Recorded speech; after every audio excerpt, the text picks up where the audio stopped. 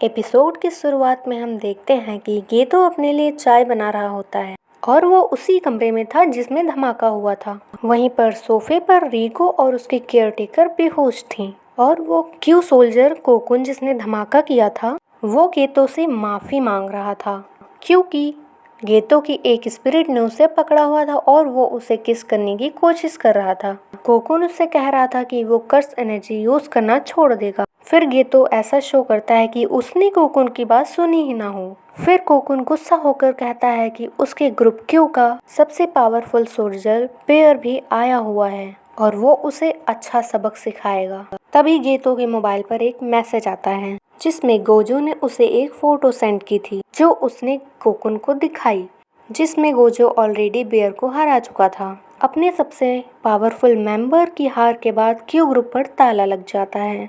इसके बाद हम बोट रेस अरेना को देखते हैं जिसमें तोजी फुशिगिरो बैठा हुआ था जिसे सॉर्सरर किलर भी कहा जाता है। कॉन्ग उसे ढूंढता हुआ यहाँ आता है तो तोजी उसे बताता है कि वो रेस पर पैसे लगाने आया था जबकि वो अब तक एक बेट भी नहीं जीता है। कॉन्ग तोजी को उसका काम याद दिलाता है कि उसे स्टार वेसल को मारना है, जिसमें तोजी कहता है कि वो बराबर की लड़ाई में गोजो को कभी हरा नहीं सकता, इसीलिए उसने कुछ गुंडों को वहां भेजा है जिनसे लड़ने में गोजो थोड़ा सा थक जाएगा और वो हार जाएगा। इसके बाद वो रेस में पैसे लगाए हुए हार जाता है। कॉन्ग उसे सलाह देता है कि उसे सट्टेबाजी पर कम ध्यान देना चाहिए। फिर वो पूछता है कि मेगोमी कैसा है लेकिन उसे याद ही नहीं आता कि मेगोमी आखिर कौन है। इधर आपस में गोजो और गेतो डिस्कस करते हैं कि उन्हें इस लड़की को हॉस्पिटल ले जाना चाहिए या नहीं, और ये भी कि काश वो भी रिवर्स कर्स की टेक्निक का यूज कर पाते, बिल्कुल शोको के जैसे, जिससे घायल इंसान को रिकवर किया जाता है। इतने में रिको को होश आ जाता है। वो देखती है कि गोजो ने उसे अपनी गोद में उठाया हुआ है। वो गुंडा समझकर उसे एक थप्पड़ लगा देती है और दोनों लड़कों को उससे दूर रहने के लिए कहती है। फिर गेतो उसे समझाता है कि वो लोग तो उसी को प्रोटेक्ट करने आए हैं, पर रिको उस पर बिलीव नहीं करती और कहती है कि तुम्हारी तो शक्ल पर ही झूठ लिखा हुआ है। ये सुन दोनों रिको को बुली करने लगते हैं। तभी उसकी केयर टेकर मिसातो वहाँ आ जाती है और वो रिको को समझाती है कि ये लोग उनकी साइड हैं। रिको देखती है कि मिसातो एक कर्स के ऊपर बैठी हुई थी। गेतो उसे समझाता है कि उसकी टेक्निक कर्स मैनिपुलेशन है, जिसकी मदद से वो कर्स को मैनिपुलेट और एब्जॉर्ब कर सकता है। गोजो सोचता है कि जैसा उन लोगों ने सोचा था ये लड़की वैसी नहीं है। उन्होंने सोचा था कि ये लड़की दुखी होगी क्योंकि कुछ ही दिनों में वो टेंजेंट से मर्ज होने वाली है, जिस पर वो लड़की कहती है कि उसे गर्व है कि वो मास्टर टेंजेंट की वेसल है और मर्ज के बाद वो और टेंजेंट एक हो जाएंगे। लेकिन गोजो और गेतो उसकी बात पर ध्यान नहीं देते।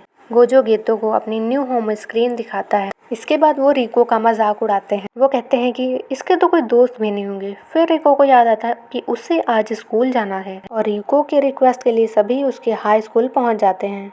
गोजो याका से पूछता है कि उन्हें तो रिको को सीधा जुजुत्सु हाई ले जाना चाहिए क्योंकि यहाँ उसकी जान को खतरा है, लेकिन यागा बताता है कि उन्हें रिको की हर बात को मानना होगा। ये मास्टर टेंजेंट का आदेश है। गेतो उसे समझाता है कि मर्जर होने के बाद वो टेंजेंट बन जाएगी और फिर वो हमेशा जुजुत्सु हाई के नीचे वाले हिस्से में रहेगी। वो इसके बाद कभी अपनी फैमिली या फ्रेंड्स से नहीं मिल पाएगी, तो उसके आखिरी समय में हमें उसकी विश पूरी करनी चाहिए। मितासो आगे कहती है कि रिको की कोई भी फैमिली नहीं है। जब वो छोटी थी तभी उनका एक्सीडेंट हो गया था, तभी से मितासो ने ही उसे पाल पोस कर बड़ा किया है, इसीलिए वो भी चाहती है कि वो अपना आखिरी दिन अपने दोस्तों के साथ बिताए। ये सुनकर गेतो कहता है कि यानी कि तुम उसकी फैमिली हो। फिर गोजो गेतो से पूछता है कि तुम्हारी उन कर्स्ड स्पिरिट्स का क्या हुआ जिन्हें उसने निगरानी रखने के लिए भेजा हुआ था। गेतो चेक करता है और कहता है कि हमें तुरंत रिको के पास जाना होगा क्योंकि उसके 2 कर्सेस को किसी ने मार दिया है। दूसरी तरफ तोजी होटल में बैठकर खाना खा रहा था और टीवी पर रेस देख रहा था।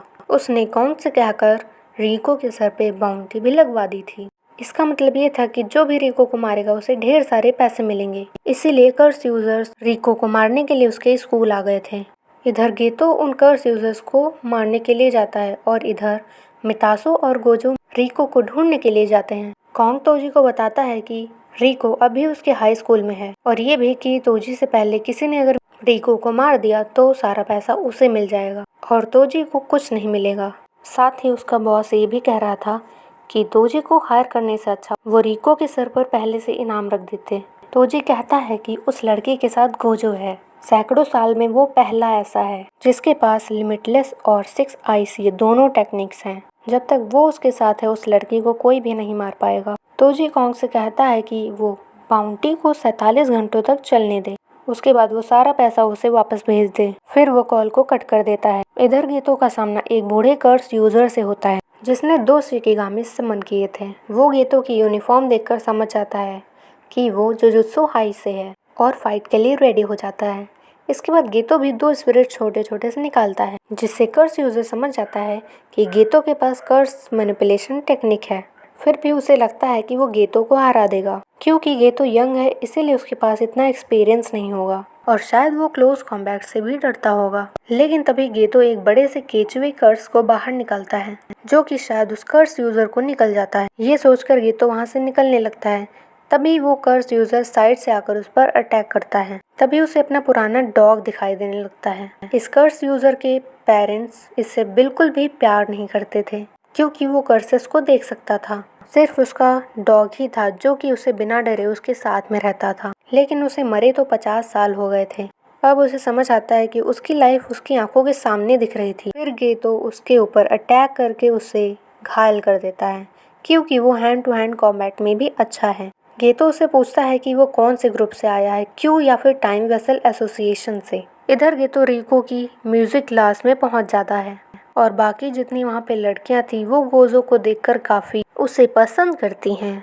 पहले उन्हें लगता है कि ये जरूर रिको का बॉयफ्रेंड होगा। रिको बहाना बनाती है कि ये बस उसका कजिन है। वो गोजो से उसके ग्लासेस निकालने को कहती हैं और गोजो भी उनके सबके सामने काफी पोज मारने लगता है और चुपके से उनकी टीचर उसे अपना नंबर दे देती हैं। फिर गोजो चुपके से रिको को लेकर यहाँ से निकल जाता है। गोजो रिको से कहता है कि वो अब सीधे जुजुत्सु हाई जा रहे हैं क्योंकि यहाँ लड़ाई अगर हो गई तो रिको की फ्रेंड्स को भी खतरा हो सकता है। तभी हम एक कर्स यूजर को देखते हैं जिसने अपने सर पे एक बैग डाला हुआ जो रिको को देखकर कहता है कि इस मामूली सी लड़की को मारने के इतने सारे पैसे मिलेंगे। तभी वहाँ मितासो आ जाती है और उससे पूछती है कि उसे वहाँ किसने भेजा है। मितासो उस पर सिर्फ एक झाड़ू से अटैक करती है और उसे हरा भी देती है।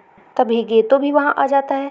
उस बूढ़े कर्स यूजर से पता चलता है कि रिको पर 30 मिलियन का इनाम रखा हुआ है और उसकी टाइम लिमिट कल सुबह 11 बजे तक की है और वो ये बात गोजो को कॉल पर बता देता है। वहीं गोजो और रिको को एक कर्स यूजर के 4 क्लोन्स ने उन्हें घेरा हुआ था। रिको पूछती है कि क्या ये शिकिगामी है। गोजो मजाक में कहता है कि जुजुत्सु सॉर्सरर्स की काफी कमी है, तो तुम अगर काम करना चाहो तो हमें ज्वाइन कर सकते हो। कर्स यूजर को इसमें कोई इंटरेस्ट नहीं था और वो अपना 5वां क्लोन भी बना लेता है। अब गोजो अपनी टेक्निक से 2 क्लोन्स को आपस में ही टकरा देता है। इसके बाद 2 और क्लोन्स गोजो पर हमला करने आते हैं लेकिन गोजो की इन्फिनिटी की वजह से वो लोग उसे छू भी नहीं पाते। फिर गोजो उन दोनों को भी हरा देता है। इस यूजर की कर्स टेक्निक यही थी कि वो खुद के 5 क्लोन्स बना सकता है और ये भी डिसाइड कर सकता है कि इन क्लोन्स में उसकी मेन बॉडी कौन सी होगी। यानी कि अब जो 5वां क्लोन बचा है वही उसकी मेन बॉडी है। कर्स यूजर पूछता है कि उसे ये कैसे पता चला, जिस पर गोजो बताता है कि उसकी आंखें अच्छी हैं। उसके बाद गोजो बताता है कि उसकी टेक्निक्स कैसे काम करती हैं, जैसे इन्फिनिटी या टेक्निक ब्लू, जिससे किसी भी 2 चीजों को वो चुंबक की तरह अट्रैक्ट कर सकता है। अब कर्स यूजर यहाँ से भागने की कोशिश करता है। गोजो फिर अपनी टेक्निक ब्लू यूज करता है जिसे वो और कर्स यूजर एक जगह पर खींचे चले आते हैं। इसके बाद वो अपनी रिवर्स कर्स रेड टेक्निक यूज करता है लेकिन वो उससे एक्टिवेट ही नहीं होती क्योंकि गोजो को अभी तक वो टेक्निक सही से नहीं आती थी। फिर वो उस कर्स यूजर को एक पंच मार के उसे हरा देता है। इस फाइट के दौरान रिको उसके साथ ही रहती है और वो उसकी पावर की वजह से उसके साथ साथ ही उड़ रही थी। वो गोजो की पावर्स को देखकर हैरान रह जाती है। तभी उसके मोबाइल पर एक मैसेज आता है जिसे देखकर वो चौंक जाती है क्योंकि मितासो को किसी ने किडनैप कर लिया था। और इसी के साथ ये एपिसोड ख़त्म होता है। आई होप आप लोगों को मेरा एक्सप्लेनेशन अच्छा लगा होगा। अगर अच्छा लगा है तो प्लीज़ चैनल को सब्सक्राइब कर दो क्योंकि न्यू चैनल है इसीलिए आपके सपोर्ट की काफ़ी ज़रूरत है। मिलते हैं बहुत ही जल्दी। Bye bye.